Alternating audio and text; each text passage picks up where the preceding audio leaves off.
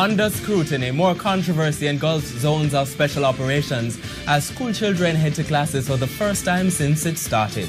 Good evening and thanks for joining us for Primetime News on air and online at onespotmedia.com. I'm Archibald Gordon. And I'm Doreen Samuels. Also this evening, mixed bag. More reactions to the zones of special operations in Mount Salem. Low turnout. Ongoing violence affects attendance as East Kingston students begin classes. Still on edge, Krista Campbell heads to St. Mary. And in business news, raking it in. Government collecting more revenues than expected. There's also sports commentary and weather in this newscast, but before the break, the feedback question. Do you think Mount Salem St. James was the best location to implement the first zone of special operations? Why or why not? Share comments online, facebook.com/Television Jamaica and tweet at Television Jam. Stay with us. Primetime News returns right after this break.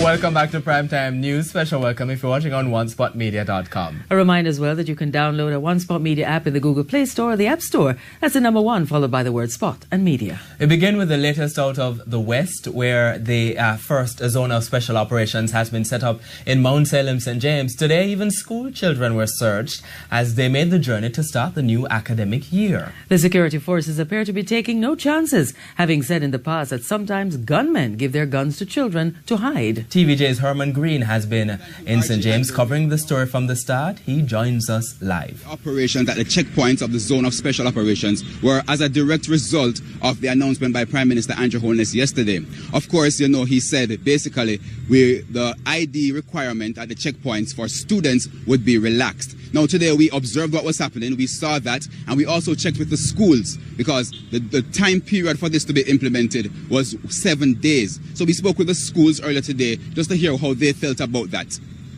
Students leaving home for the first day of school. But it's not like other students' experiences, as here in Mount Salem, the children have to pass through military checkpoints, dozens of soldiers armed with guns. They are searched, but allowed to pass without showing any form of identification.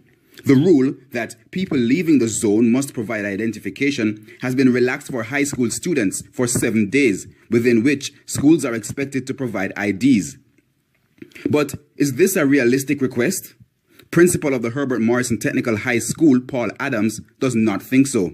The grade 7 students and other students transferred to grade 8, 9, and 10, and the grade 12 students that are not from our grade 11 group, they would not get their IDs until about mid-September because they have to take the photographs in their uniform, and then it comes back in another 2 weeks. He says the school's budget does not allow them to simply respond to the need for them immediately.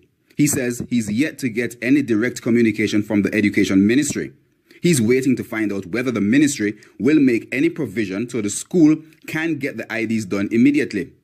Otherwise, he says it will take 2 weeks. While he could not give a figure for the number of students living within the zone, he said previous incidents, including gang violence and curfews, have affected attendance in the past. Now, the Mount Salem Primary and Junior High School is one of the main schools in this area. We spoke to the principal. She says about 50% of the school population here live in the zone. The zoning has not really affected us negatively because the children are out. They're out in their numbers and the parents are here with them also. Some teachers noted that while coming to school, they saw some of their class students being searched. Mrs. Brown-Clark says in light of the possible psychological impact, the school plans to do something. We have our HFLE class and guidance and counseling classes, and we do also at devotion that we always give them good counseling in the mornings to start them off the day. So we don't have a problem with that, and they are ready at all times to take in what we are teaching them. There are similar concerns regarding the children who attend the Open Bible Basic School. School principal Valerie Clark says there was a full turnout on Monday, though parents said they were late because of the searches. She says the school will also be providing counseling to answer any questions the young ones may have. In the afternoon, I will let them know that the police and soldiers are no harm to them. What they are here for is just to protect us all in our community. And there are more concerns this evening about whether the information which led to the declaration of the zones of special operation is correct. Here's what the police had said at a press briefing about the number of murders and shootings in Mount Salem, as well as one resident's response. In 2014, there were 46 murders recorded in Mount Salem and its environs. In 2015, this rose to 70 murders. In 2016, the figure was 85 murders. So far this year, 54 murders have been recorded. On national TV and tell persons that 54 persons were murdered in Mount Salem. And people in Mount Salem were trying to count and figure out where these 54 persons came from. So, I mean, we are happy that the police are in our community. However, we are wondering, why is it not in other communities that are more volatile? Now, TVJ's Herman Green is part of the team tracking this story. Right, so persons have been highlighting that issue, that they think the zone was wrongfully declared as a zone, the area of Mount Salem. I'm joined now by the publisher of the Western Mirror, that's the newspaper in the western end of Jamaica, Lloyd B. Smith, who says he has information that confirms that the information given to the Prime Minister to declare this zone was incorrect. Mr. Smith, welcome to Primetime News. Thanks for joining us. Thank you very much. All right, first of all, tell me, why do you say this information is incorrect? Well, to begin with, the newspaper that I operate, we have always done a count of all the murders in the parish. We follow that very carefully. And from our own, if you pardon the expression, head count, there was no way, empirically or otherwise, that it could be said that 54 persons were killed in Mount Salem. Now, I need to quickly explain to listeners and yourself that Mount Salem has three components. There is Mount Salem, the overall community, but from a political standpoint, Mount Salem is divided into two constituencies.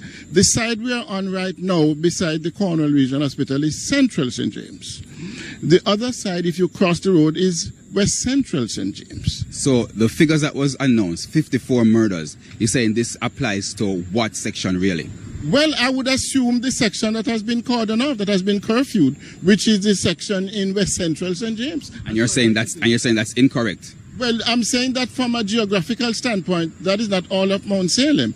And from a political standpoint, there's also what is known as the Mount Salem Division, which comprises areas such as Rose Heights, the police division, the police station is right here. You have Rose Heights, you have Farm Heights, you could go on. So I am wondering if the statistics had to do more with the police division rather than with the community of Mount Salem. But whichever way you look at it, there's absolutely no way that 54 murders were committed in Mount Salem proper. All right, have you checked back to your count with what the police announced?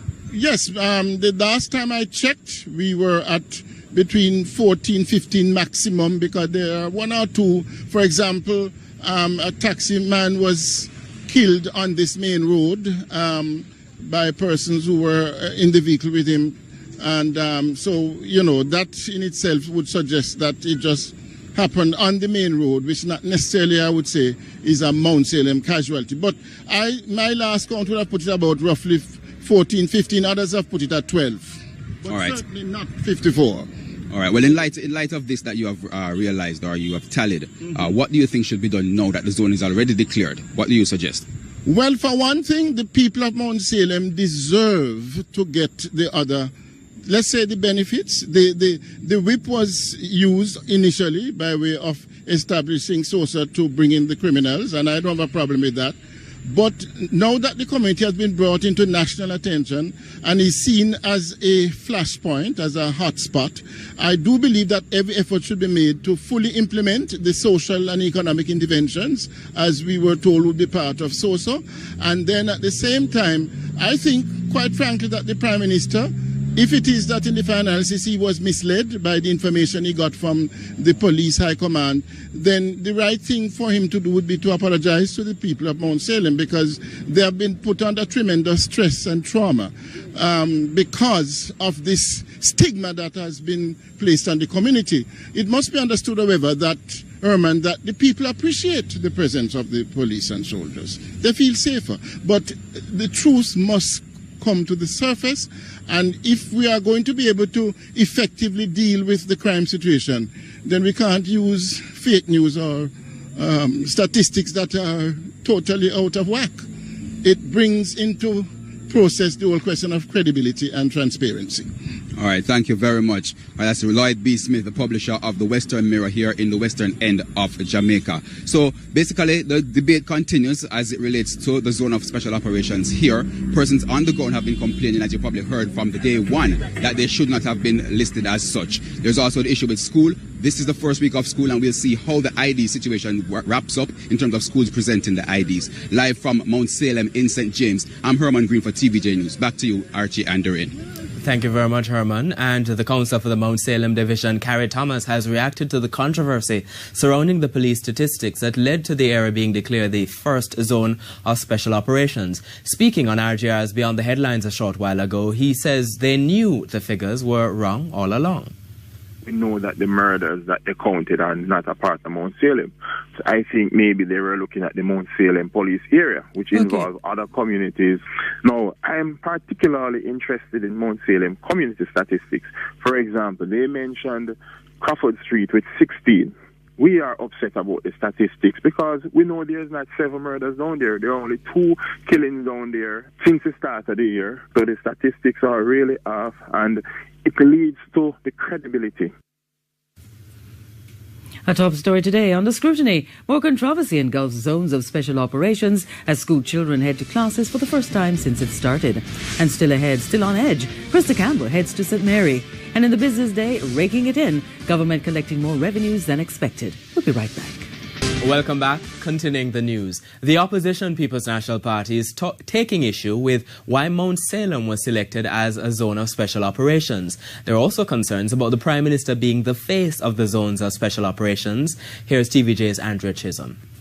Opposition leader Dr. Peter Phillips says his party supports any reasonable crime-fighting measure, but he was concerned about comments from some residents in Mount Salem. What the people of Mount Salem are saying is that the area defined for the zone of special operations is not the area in which the violent crime occurred. So how would that go? So the opposition wanted an assurance from the government that the boundaries selected for the zone of special operations were properly selected, and we need to know on what basis. At a press conference on Friday, DCP Clifford Blake explained that there are 12 gangs influencing crime in Mount Salem and its environs, and murders have increased in the area. The opposition leader went on to question other things. And I tell you one more thing we are insisting on, that who must take the lead in these matters, including the lead in explaining to the people, is not the political authorities, not the Prime Minister. It must be the security forces, because we don't trust the approach, the risk of politicizing crime fighting in the country. Dr. Phillips is also insisting that the rights and dignity of the Jamaican people be respected. Andrea Chisholm, TVJ News. Meanwhile, JLP Chairman Robert Montague, who is also the National Security Minister, is blasting the People's National Party for its reaction to the declaration of the first zone of special operations. He was speaking at a Jamaica Labour Party workers' meeting in St. Mary last night. And the PNP quarrel and them cuss and them quarrel. And them say, what you doing about crime? When we come with the special zones, them say they don't like it. And then when we pass the law, them say, how come you won't call no place a special zone? And when we call the special zone, them say it's the wrong place we call. And I think maybe the right place we might have a call for a special zone is up at PNP headquarters. Some students in St. Andrew went to school in areas that have been beset by violence. Today, TVJ's Anthony Lugg visited schools in East Kingston, where rival gangs have been shooting a lot of people. At the Adastra Garden Basic School off Wynwood Road in East Kingston, the principal tallies the number of students who turned up on Monday. Above those numbers, the attendance figures for the last day of the previous term. Yes, about half as many students turned up as back then. And in the classroom, empty chairs provide the evidence. The reason, a gang